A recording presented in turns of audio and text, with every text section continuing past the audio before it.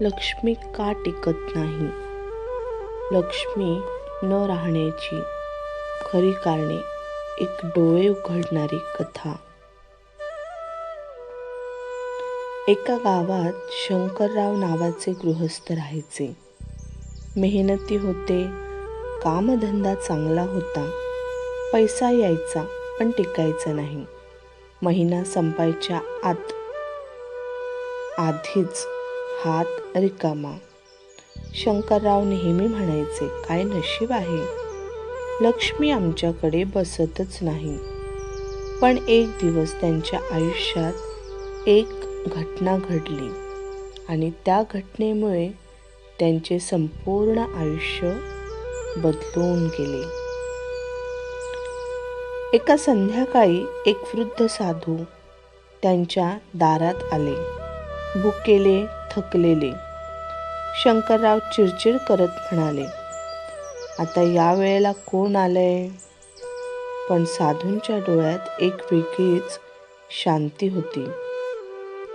साधू म्हणाले, मला अन्न नको, मला फक्त तुमचं घर पाहायचं आहे.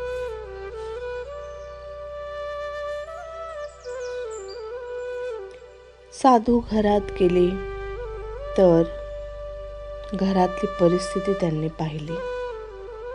देवघरात धूळ, दिवा विझलेला, तुटलेली भांडी, साठवलेली, तुटलेली फुटलेली, नोटा चुरगळून ठेवलेल्या. घरात सतत वादाचे वातावरण. हे सर्व काही साधूंनी पाहिले. साधू हसले आणि म्हणाले, इथे लक्ष्मी येते पण थांबत नाही.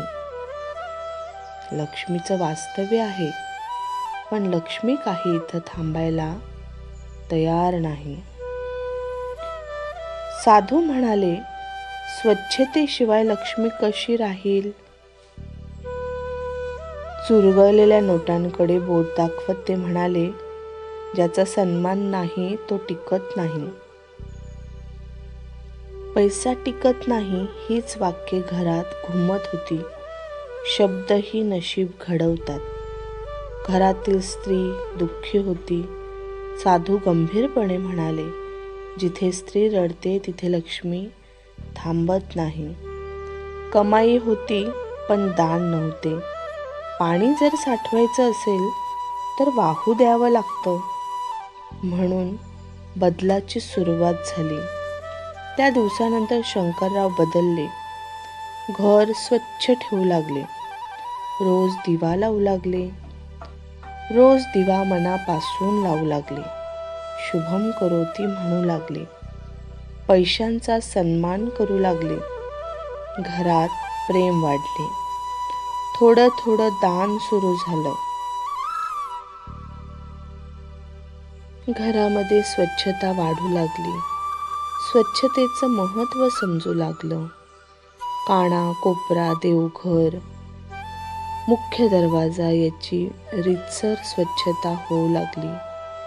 या स्वच्छतेमुळे, घरातल्या येणाऱ्या प्रकाशामुळे, दिव्याच्या येणाऱ्या प्रकाशामुळे हळूहळू परिवर्तन घडू लागले.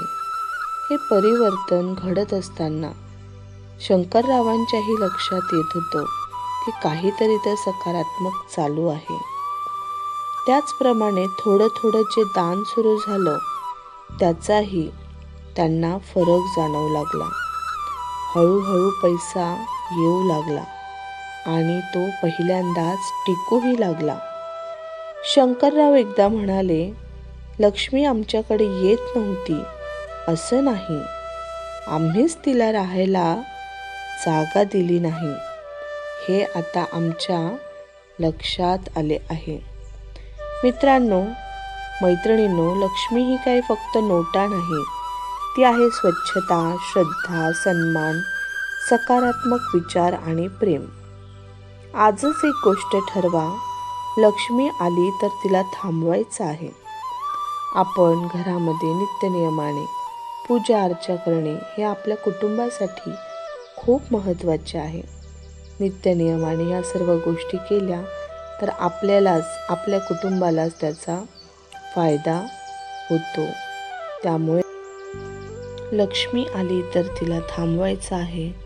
हा व्हिडिओ जर तुम्हाला आवडला असेल तर नक्की लाईक करा, शेअर करा आणि चॅनलला सबस्क्राईब करा. लक्ष्मीची कृपा तुमच्यावर कायम राहो ही लक्ष्मी मातेचरणी मनापासून प्रार्थना आणि यथाशक्ती दिव्याचं महत्त्व जाणून घेऊन आपलं प्रत्येकाचं घर आणि आयुष्य या दिव्याप्रमाणे उजळत राहो. या दिवेच्या शांत आणि श्रद्धेने तेवत राहो.